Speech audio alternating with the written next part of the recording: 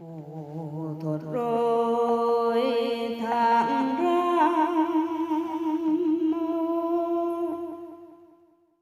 tu na hai muôn nhân toàn gan ta